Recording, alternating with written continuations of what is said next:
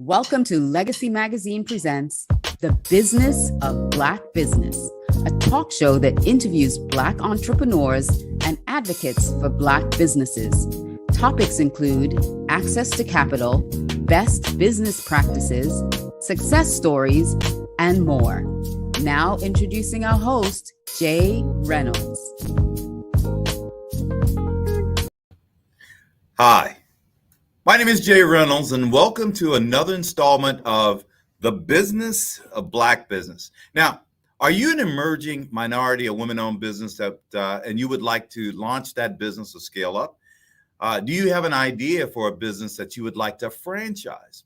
We get to talk to a master franchise developer today to hear how he did this. Now, this is an out of the ordinary kind of conversation because this is a guy who was able to create something from nothing, who came from primarily through the hip hop industry, through his family, who came up with some concepts, who did an amazing amount of franchise growth through not only real estate but some other things that he's doing.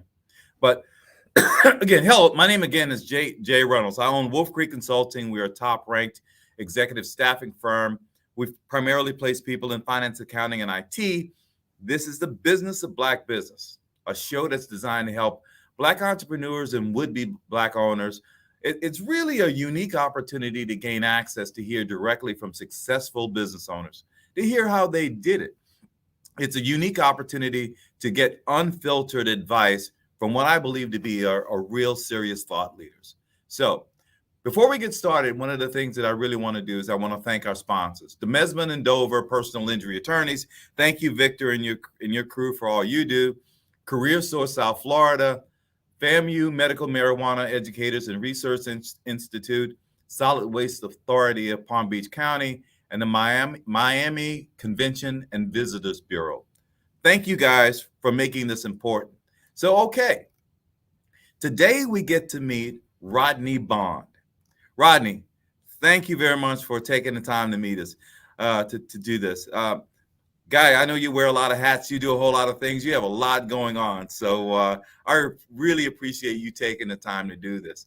So one of the things that's interesting to me is the fact that, if you think about it, McDonald's and Wendy's started with just one location, right? And now they're on every continent on this planet. Somebody had a concept, somebody had something that was scalable, sustainable, and we're going to talk about some of the things that you've done as well. I don't really read bios, Rodney, so I'm not going to bore you or bore everybody with, reading, 30 minutes about what you've done, because God knows you've done a lot. But I will read a couple of things that I think are interesting about what you've done. You spent 15 years as a master franchise developer for real estate franchise company, which you grew from 1 to 65 locations in a matter of 9 years. That's freaking crazy. You built 64 locations in 9 years. That's really unheard of. Rodney came up with the idea for BK Lobster when he noticed that the lobster roll was quite a phenomenon in recent years and wasn't really available in places in New York and around the country. And with that in mind, he created a restaurant franchise experience to fill that void and create an opportunity. BK Lobsters, the lobster roll shop from Brooklyn to beyond. So with that, I'm just really, really interested in understanding that journey, Rodney, and understanding who your influences were. Why don't you tell us about yourself, your background, your influencers? What makes you you? Well, first, thank you for the opportunity and the platform. BK Lobster, well, actually, it started me growing up under with my mom. My mom, she actually was executive chef for Sean Puffy Combs restaurant. What that did, that allowed me to kind of see sort of how the hip hop community and restaurant community kind of work together. But just going back prior to that, I grew up in Brownsville, Brooklyn. That's where Mike Tyson is from. Growing up there, and growing up in the hood, you kind of see a lot of different things. You see the hustlers. You see a lot of different, different things taking place out there. You're always trying to figure out, how do I get out? What's going to be my ticket out? Fortunately, my stepdad, he was a rapper. He was in a group called That's a Sonic. And being in that allowed me to begin as a young age, like 13, 14 years old, started working and interning at the record label, because what happened is Russell Simmons was managing him. And that was Rush Management. And my mom ended up working there too. She was a receptionist there. So I used to go up there every day after school, 13, 14. And at any given time, you see Slick Rick walking by, LL Cool J, EPMD, all of these guys. And what it did for me, being from the hood, it showed me something different. It showed me a whole new another world, which was music and its entertainment. And then fast forward, Russell started Def Jam, and my mom ended up moving over there with him.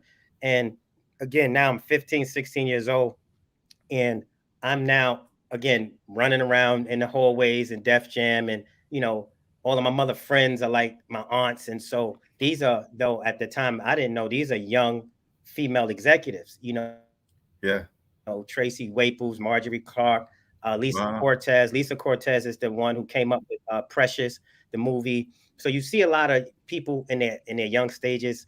We were talking a little while longer. I've seen guys like Kevin Liles come in there as interns, and now he goes on to be a music mogul. Bob Sumner, this is the gentleman who was behind the whole Def Comedy Jam, who discovered every major comedian that you see right there. So being in that environment, it sort of gave me the bug that, okay, you're going to be a young African-American executive. But then looking at Russell and them, I realized these were entrepreneurs. Yeah. And so what that gave me that bug, like, wow, I'm seeing these people doing that. And then when you look at the hip hop community in the 90s, it started to blow up. You know, I remember with my stepdad going in with Puffy when he was at Uptown. He was A&R. He was remixing some music for him. I remember sitting in there. So when you kind of get a courtside view of these guys who you see starting off, and then they end up being these big guys, they make you say, I can do that too. And I got to tell you, you know, I don't mean to interrupt you, but what I'll tell you is that's what this is all about. That's what this show is all about. The fact that, wow, you were lucky enough to be in this, Rodney, you were lucky enough to be in an incredible incubator, right? Yes. It was just incredible. You get to see people not only rise, right, and fall. You know, you see people rise and fall. You see people come up with these amazing ideas that they take their amazing ideas and they throw their lives into it, and then they make these things work. Yes. Which allows you to say, hey, look, I can do this too. Exactly. Really what this show is all about. And I got to tell you, you have a really, really unique story because of the fact that you were in this really incredible incubator and sometimes probably a pressure cooker, because you watch some people implode, you know? Yeah. And so when you have that, I can do it too, it makes you realize you can take because they say the bridge between thought and accomplishment is discipline. So you have a thought and accomplishment. So it's just about the discipline. It makes you realize that things are doable. So now fast forward, you know, I'm coming of age, you know, I'm in high school. I kind of in high school knew what I wanted to do. And so I got a diploma so I could give to my mother, because, you know, you got that diploma. So, but in high school, I kind of knew what I wanted to do, because even when I was in 9th, 10th grade, I was still interning at these music companies. So it's so funny because I'll be at an album release party and then I have to be to school the next day, you know, and so I was balancing this high school life and being around in this music industry. And so I kind of knew I wanted to be an entrepreneur. So now once I graduated, it was like, okay, what I'm going to do. And in my first 6 months, I went on tour with them, with a recording artist, and that kind of started exposing me to now new markets. So now when you go on these promo tours and you're seeing New Orleans, I remember being in New Orleans and Soldier Rag was out by Juvenile. Nobody didn't know about that up in New York. I mean, but it was growing crazy in New Orleans. Oh yeah, crazy. It had blown up in New Orleans. Blowing up, that record Soldier Rag. You can buy that tape. You know, I got getting it from Woolworths out there. You know, so you started seeing different markets, and so you don't realize that God is taking you through all of these processes and it's showing you different things. And so fast forward, being an entrepreneur, I got involved in, you know, just different things. And then I remember a key moment where I was grooming to be a music executive, but then when the Napster thing came down and Tower Records started closing, you start seeing a shift in the music industry. So you start like, oh, okay, it ain't what it used to be. So I kind of had to shift my mind and saying, okay, I got to find other things to do as an entrepreneur. And then that's when I started reaching out, and I reached out to my cousin, and he was like, me and a guy named Anthony, who I knew, he has this real estate company that's blowing up, and he got 150 agents, and it's doing great. And you need to come check it out. So when I went, the guy Anthony had like a brownstone, and on the first floor was his office. Then on the second level, it was about a bunch of agents. It's on the third level, he gutted it out and made a bunch more agents. So it was just like this one place where they was just doing deals after deals. And I remember going in there with Anthony, and he was like, well, I want you to come work with me, but I'm about to franchise this concept, and I want you to work with me on a franchising team. So he put me on his franchising team. This is like 15 years ago. And he was like, I'm about to franchise my concept. And we went on that journey of franchising the Rapid Realty at the time. And that's where we did in those years, the franchises. But it taught me the process, the step-by-step of not being a franchisee, but being a franchisor, being on the other side of it, the creation process of it. And so you had to go through a whole bunch of stuff that showed, it showed me that. And so while I was in the real estate, at the time, then my mom, she evolved her career, and she ended up working for for P. Diddy as his executive chef for Justin's Restaurant. And then I ended up investing into some restaurants. So I kind of had this passion for cooking because it came from my mom, and I knew that restaurant industry. But then I also now had this franchising stuff that I was doing in the real estate world. And what franchising did, it taught me how to negotiate deals with landlords. It taught me how to, go in there and get 6 months concession time, and, just being a deal doer. It taught you the importance of doing deals. And I always tell people that, as an entrepreneur, you're a deal doer. That's what you are. You're doing deals, and you got to get a good deal. You have the creative side of things, but then you have the business side of things that you have to also be just as good at. So those two worlds really shaped what God had in store for me. So in 2018, we sold the company. I found the buyer because I was also a real estate agent, knowing how to bridge things. I found the buyer, and we sold Rapid Realty. And it was like, okay, what I'm gonna do next? So I had all of this franchise experience, and I had all this restaurant experience, and that's when the birth of BK Lobster came out in 2019. I got to ask you this, Rodney, because I'll talk about this later on in the show. But there seem to be a lot of people that basically raised you, right? Meaning that, and what I mean by that, I mean your mom, your dad, people in the industry, folks that your cousins, whatever. There have been a lot of people that are responsible for the man that you are, the entrepreneur that you are, and the creative guy that you are. You're obviously a very creative guy. My question to you, just hold this until later.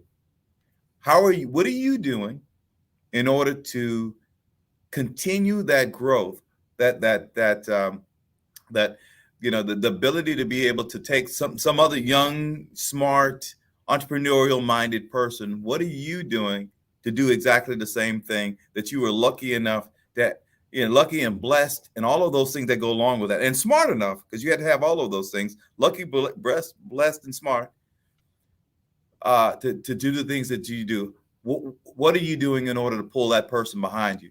But I want you to talk about that later, because I have some other things I want to talk about right now. Okay. Why South Florida? You were very successful in New York. What the heck happened? Why did you decide to come to South Florida to do this? I know South Florida is not the only thing that you're doing, because you got New Orleans, you got Texas, and you got some other things. But you seem to be planting some roots down in South Florida. Why? Well, I mean, if you ever go to South Florida, you realize why people stay there. It feels so good in South Florida. It is. I came here with the intention of. I was supposed to leave in 5 years, and it's like when I got that phone call in 5 years from Reynolds to say, "Hey, look, we want you to come back to North Carolina." I said, "Nah, it ain't happening." South Florida, yeah, Florida feels good. Now, what happened was, around the time I was doing, I had another restaurant concept I was working with, and a gentleman who had a restaurant in South Florida asked me to fly down and help him out with his, and it showed me this new market. And so currently, where we at in Miramar, I remember another friend of mine who was getting a smoothie shop, and I helped him because, I like, for my friends, I got this thing how I give back. I help my friends for free. I just, that's my way of serving and giving back. So I helped him negotiate his lease and do everything. And I discovered the market down there. And I'm like, wow, this is a good market. And then for me, Miami, South Florida is always branded because I always build off the brand of the city. That's very important. BK Lobster is, the BK stands for Brooklyn. That's the city. So for me, when you add that element, it's already branded itself. So I basically took one of the coolest boroughs and the most celebrated food, which is lobster. You combine that and it sells itself. So my strategy for when I roll out these stores and I go into different markets, I go into markets that sell themselves. Miami, we're in Phoenix right now. We're in Jersey right now. I'm building one in Virginia, North Carolina, in Atlanta, Georgia. So currently that's where most of our franchises is right now. So we have 4 in New York, 1 in Atlanta. We're building 2-3 more in Atlanta. We have Miami, we have Arizona, and we have about 7 more in the pipeline in different markets, Maryland. So for me, I'm always about the hot market. See, because if you rewind it in music, because I also mentioned that in the music industry, I worked as an intern in every department. I worked in video, I worked in promotions, I worked in every area. So in promotion and radio promotion, you learn something quickly about New York. You learn this. You learn that in music, New York, you may not sell a bunch of records, but you need the validation of New York. You might get validated in New York, but sell more records in the other markets. You might sell more in Florida. You might sell in North Carolina. A lot of the artists that from New York, especially when hip hop began to cross over, they started selling a lot of music in other markets and other territories. So I always, again, like I said, when I was young, I went on the promo tour with my artists, and it showed me the power of different markets. So although you're from New York and it's cool and everything like that, but you got other markets. Like, for instance, we're talking about New Orleans, right? I remember '96 being down there, and Juvenile just came out with Soldier Rag. Now, mind you, these guys and Master P and them, these guys were only in that market, Texas and New Orleans, and they were making millions of dollars in those isolated markets. And guys from New York wasn't making that type of money, but it's from New York. So I always understood the power of other markets. I remember being young, and my stepdad, him and Luke, they were cool. They knew each other from the industry. And I remember Uncle Luke. Uncle Luke. I remember in '93 him bringing me the album, the 2 Live Crew. And you got all the guys, they sitting down, they looking, you got these girls, and you're looking in between the girls' legs, and it's like, whoa, God, what is this? And so it showed you Miami music. It showed you a whole new different market, because when you played that record, it gave you a different market. It gave you a different feel. So I always knew, like, New York might be a little hard, but Miami is sexy, right? Yeah, Miami is sexy. It's sexy, and that's what we sell here. We absolutely sell sex here, sexy, no doubt. And it showed me that there's a power in the market. So going in, beginning with the end in mind, I knew as I was going to franchise this, I was going to quickly get it established in New York, but then I was going to bring it to different markets. And Florida has always been a favorite market of mine. The weather, the taxes, everything. The taxes don't hurt. No state taxes doesn't hurt one bit. Let me ask you this. I think I understand some of the reasons why, but our audience might want to hear the reasons why. Lobster, seafood. I know that your mom was a chef, and I know that you probably have an affinity for lobster rolls or you saw the phenomena. But talk to us about why you decided to do lobster and seafood as a cuisine. Why did you decide that? Well, when I was the story was when I was figuring out where I was. We just sold a company, and a gentleman had asked me to partner up with him in a club, and I was like, I don't want to do no club. But then he was on it. He was like a lounge. I was like, well, if it's gonna be a lounge, it needs a concept. It can't just be a lounge, because there's always lounges come and go. So I remember I used to drive back and forth from Atlanta to New York, and I used to stop off in Maryland at the MGM, and they had this place, it's a lobster place called Mason's Famous Lobster. And I remember walking in there, and man, the line was out the door. But me being in the food industry prior to that, I looked and I'm like, this place is little, but they got all these lines. So I'm like, it's no hood, it's no grease trap, I looked in the back. I'm peeping through the doors. There was no kitchen equipment back there. I'm like, it's just this and this. And I seen it. I'm like, wow. So when I realized, okay, this lobster roll thing is really taking off. And I said to myself, okay, there's no place in the hood you could get you a good lobster roll. So when I seen that, and then I remember driving in a car, we was coming up, going back up to New York, Christmas. I was with my kids, my ex-wife, who actually is my business partner too as well, too. We were brainstorming different ideas, and my daughter at the time, she was in 10th, 11th grade, maybe. She's a junior in Howard now. I remember like, yo, we gonna stop and get a lobster roll. I was like, man, maybe we need to, bring that to the place I'm looking at in Brooklyn. And she was like, yeah, man, she's like, yeah, BK with lobster sound good. I said, what did you just say? And I heard the words BK Lobster. And I was like, here it goes. And the whole idea was to say, okay, there's no place where you could get that. So then I started really thinking about it. And I was like, okay, Red Lobster has had a monopoly on that word lobster. Forever. And black folks, what black folks throng celebrate that.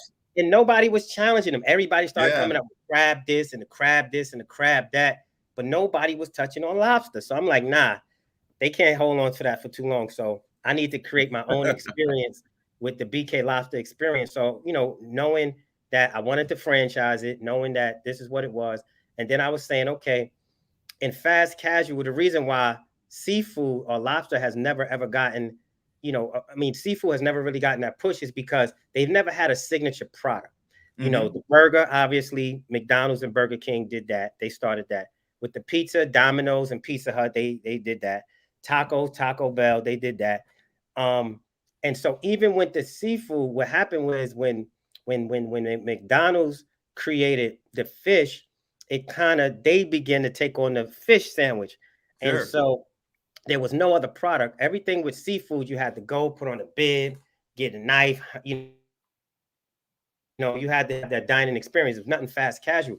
But until the event of the lobster roll, it gave you something you could hold in your hand. Right, and it gave you walk that down product the street now. if you wanted to. Yeah.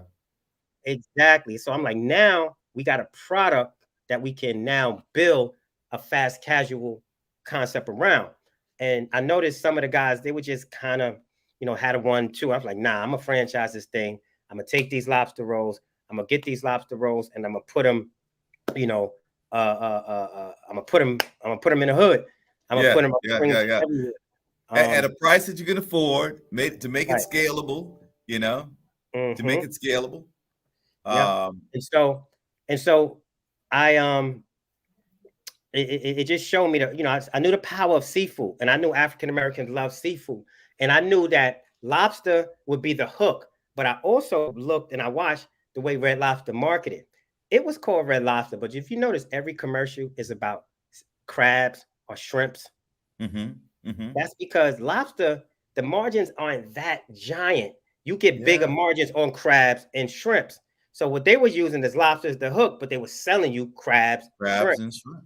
Exactly. And different other seafood. That's an interesting point. That's a very interesting point. You're exactly right. You go to Red Lobster and they got 3 lobsters in the tank. That's it. 3. That's it. And a few of their menu items is lobster based.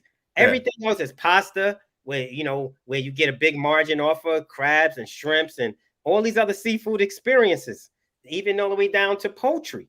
Now, so they use the word lobster to hook you, but then they cook you with a lot of the other items. And so I was like, okay, I get it. I see how they're doing this thing. The lobster draws you in, but then it's about the experience. So when I created BK Lobster, I said, okay, I'm gonna look at the traditional style and what's being done, but then I'm also gonna add a contemporary touch and feel to it. So that's what the BK Lobster became. It became a fast casual place where you get a good, nice experience at.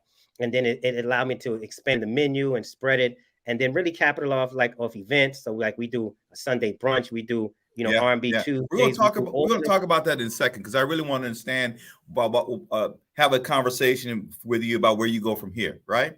But one of the things I want to talk to you about is adversity, right?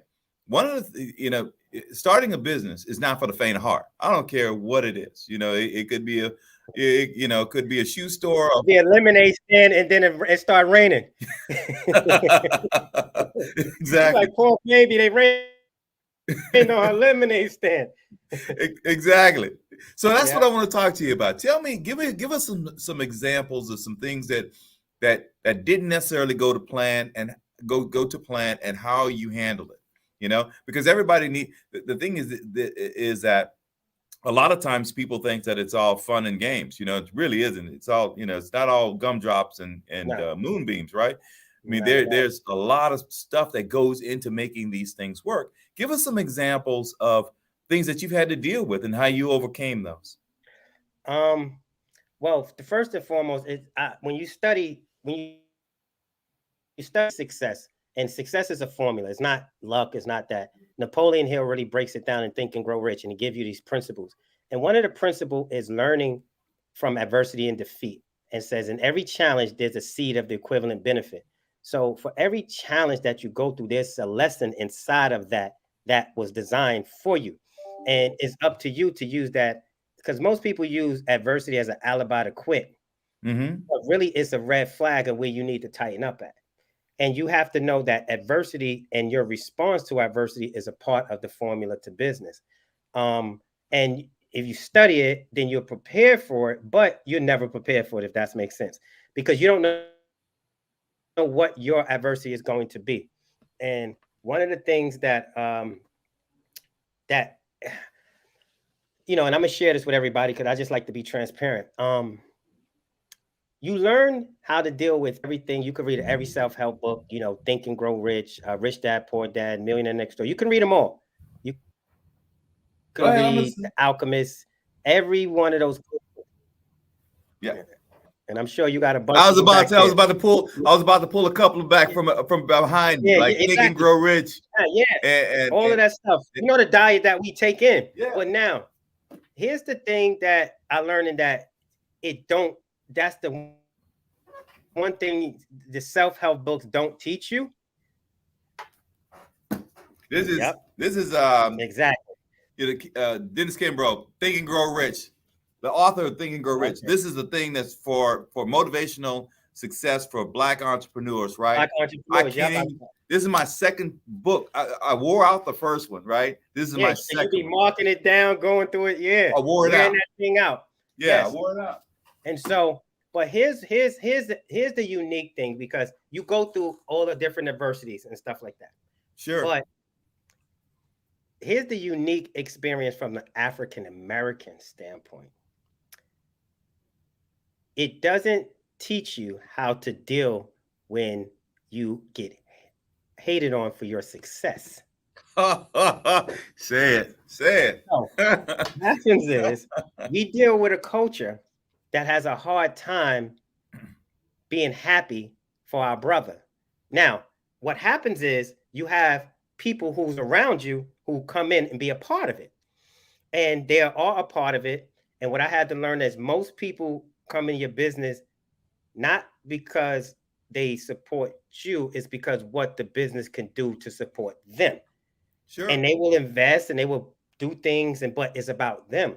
And then while you're grinding, it's all good.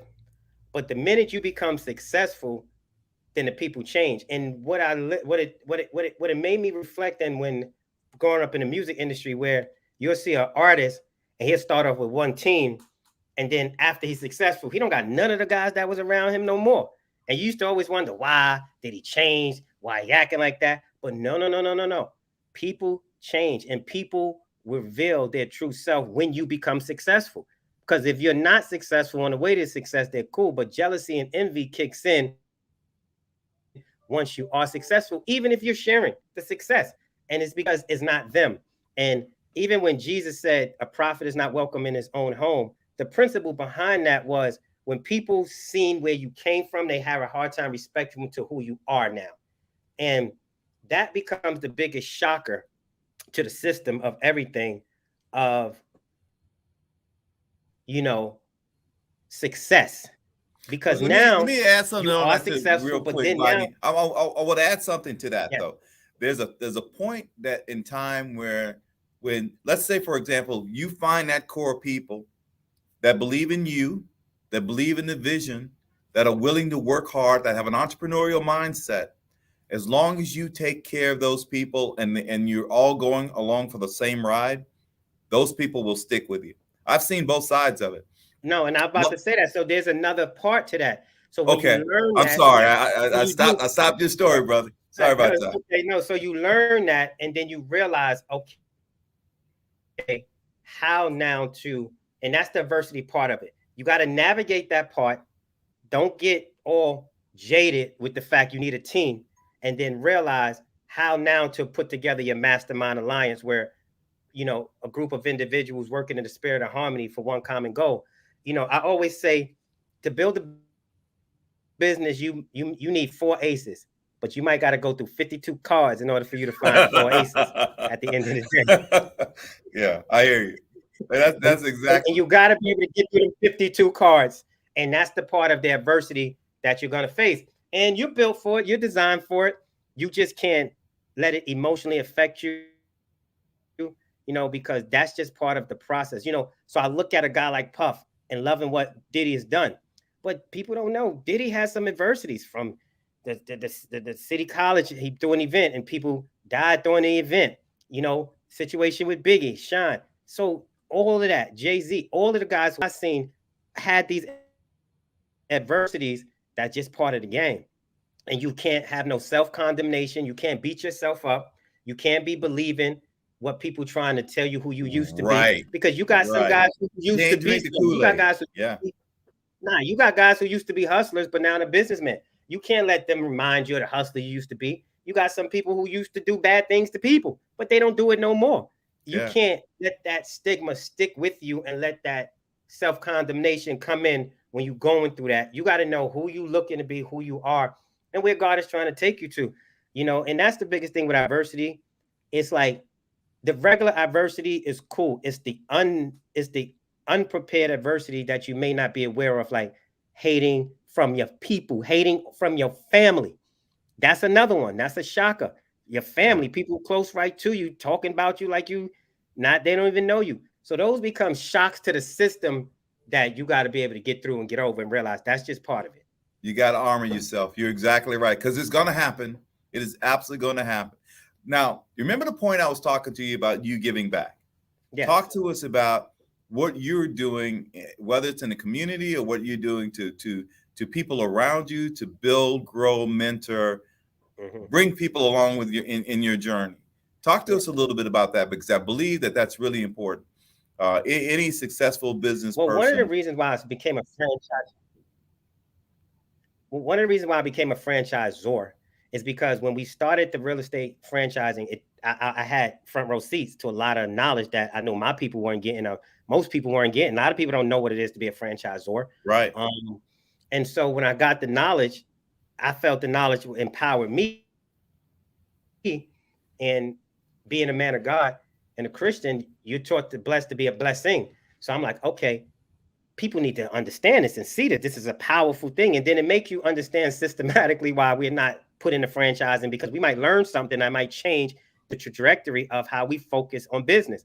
And so for me, learning that and for me becoming a franchisor, that was my first way of giving back, meaning I'm going to do something that I could be an example of other people that they can do, and then teach other people how they can do that. So because when you're a franchisor, you actually have to now mentor franchisees.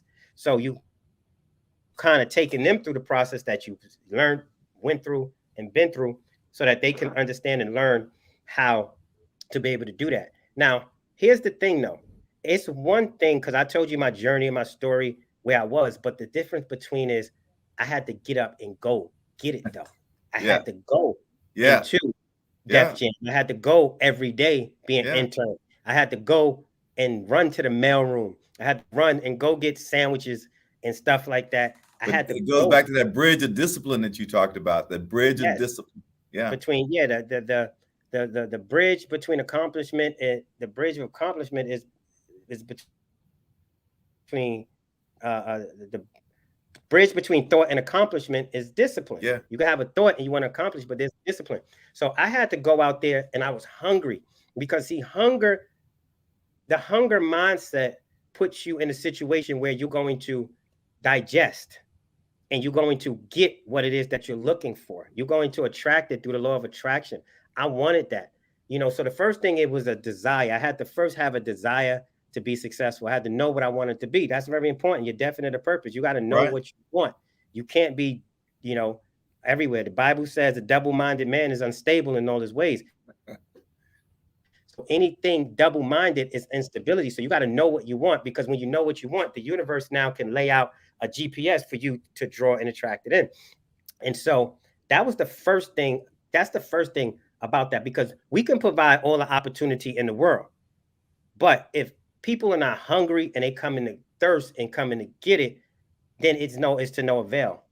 And so, for me, giving back is very important in terms of how I just set up my whole business model. It's designed to teach, it's designed to empower, it's designed for you to become more valuable. I always tell people, when they come work for me, that you're going to leave here more valuable than you came. Absolutely. And, just making myself available, and then really stepping out on big faith to do this, because, I face the same challenges as a young African-American. Nobody's giving me no big bank loans. And, at this day and age, banks don't even do that no more. Right. So, You can't walk into the bank and get an ABL. That ain't happening. Maybe now. Today's a different day. But back then, 10, 15 years ago, it was like, nah, we ain't listening. We're going to have to pass. Yeah. Mr. Bond. But it's like, so you got to kind of, cultivate yourself, and, you got to cultivate everything. And so for me, it was just about learning something, and then, putting myself in position where people can learn and people can pull from and gravitate to, Well, you know what you talked about helping and giving opportunities to other African Americans, women, whatever, or just people that have an entrepreneurial mindset, whether you're African American or a woman or not. Mm-hmm. What are you taking applications now for the franchise? Tell me a little bit about. Do you have a training program, or what do you want to share with the listening audience about your company right now? Well, yes, we are full steam ahead franchising. We opened up markets like Arizona. We're in Maryland, North Carolina, Virginia, Georgia. So yes, we're franchising all over the country right now. And with the franchising, for us, it's just a way of empowering people to want to have their own business. So you're in business for yourself, but not by yourself. Because a lot of times what I used to notice is that people talk about the restaurant industry and how hard it is and how risky it is. But I've never heard McDonald's, Wendy's, Popeyes in those conversations. Right. And so I'm like, it must be something formula that they have that's different.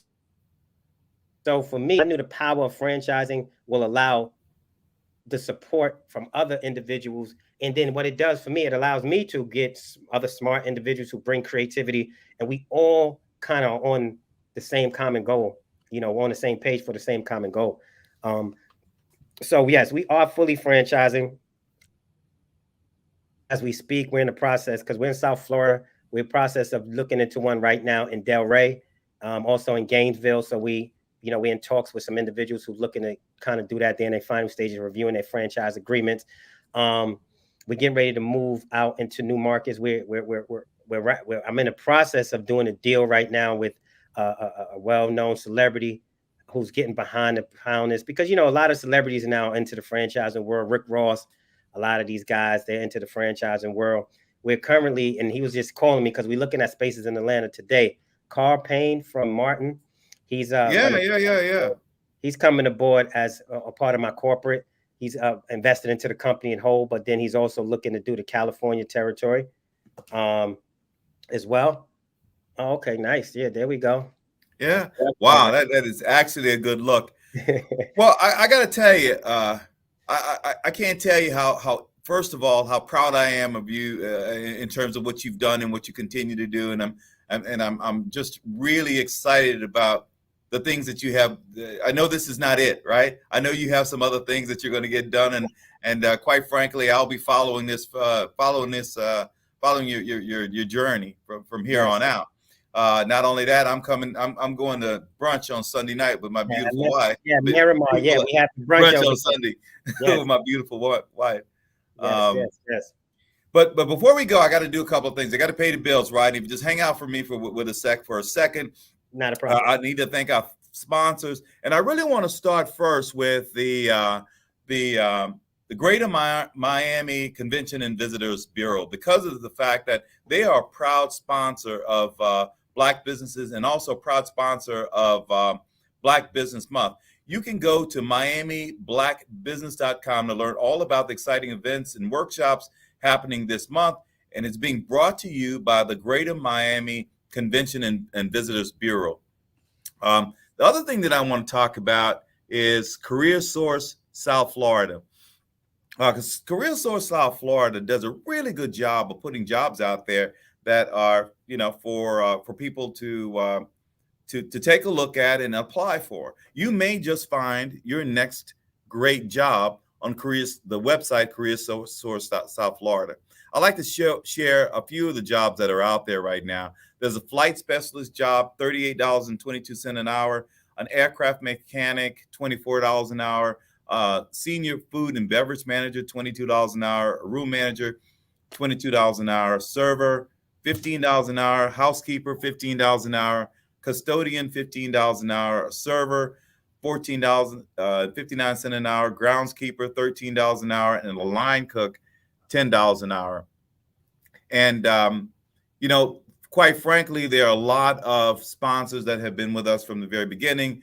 Demesman and Dover, personal injury attorneys. Victor, thank you, and all your crew for what you do. FAMU, Medical Marijuana Education and Resource Institute, Solid Waste Authority of Palm Beach, and the last but certainly not least, AARP. You guys have supported us for a long time. I really appreciate that. And there's some also, I need to give a shout out to some of the other guys that also have podcasts during the week. Tuesday, My Money, Your Money at 7 p.m. by Bridget Lumpkin. Wednesday, Soul at 7 p.m. by Nikki Galen. Thursday, Lunch with Legacy Leaders, 12 noon with Anne-Marie Sorrells. I don't know if that's correct anymore. The Taste of South Florida with my boy, Chef Ari. And again, the Black Health hosted by Dr. Michelle Kerwin. She's Friday at 2 p.m. Not only your physical health, but your mental health as well. And just going back to you, Rodney, real quick, leave us with 2 or 3 things. Let's call it 3 things that we can call secret sauce, right? What do you want people to remember based on what you've said today? Well, first thing as an entrepreneur, the most important thing is know what you want, know when you want it, and what you're willing to do to go and get it. Definite purpose is the first key to success. You have to know exactly what it is that you want and kind of focus on that as well. The other thing is very important, like what we touched on, is do not allow adversity, defeat, temporary stuff to stop your momentum, to stop you from going.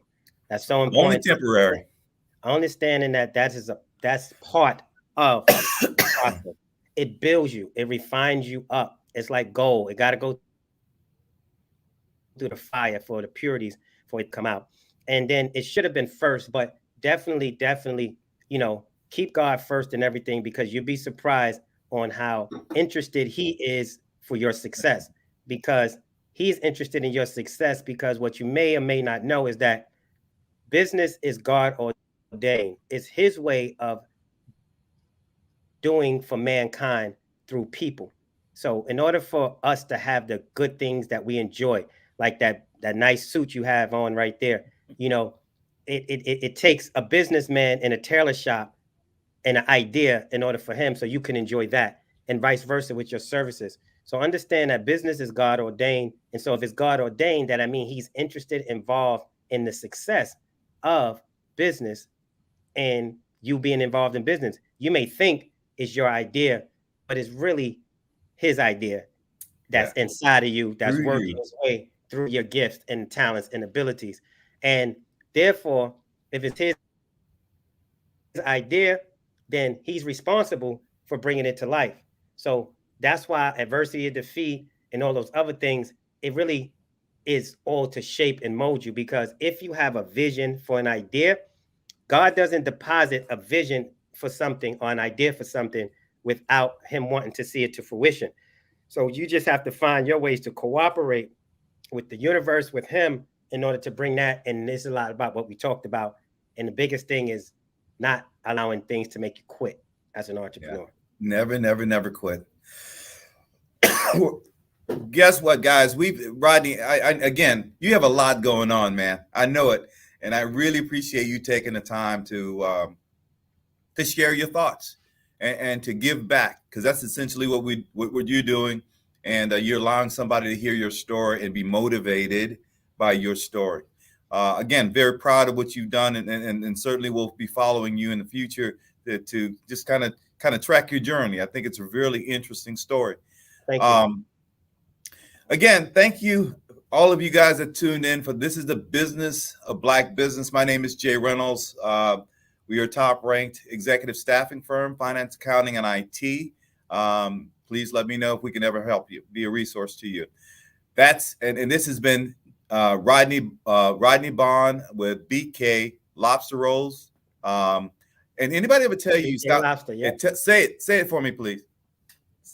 It's BK Lobster. It's BK. BK stands for Brooklyn. BK Lobster. The website is bklobster.com. And, we're on the regular handles as BK Lobster, the Miramar. So, and you can do voiceovers. We specialize in fast casual. You could do voiceovers for Spike Lee. You know that, right? At any rate, hey, look, it's been a pleasure, Rodney. I really appreciate it again. Thanks for the time. And I always say, if it is to be, it's absolutely up to me. So thanks for tuning in to the Business of Black Business. We'll do this again next week, same time, 1 p.m. Have a great day. Enjoy, guys.